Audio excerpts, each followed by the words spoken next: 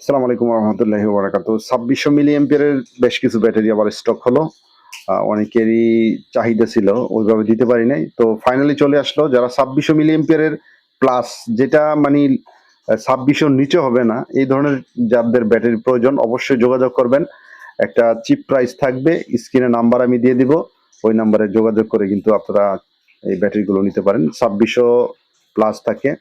তো মাঝখানে কিন্তু ব্যাটারিটা ওইভাবে স্টক করতে পারিনি।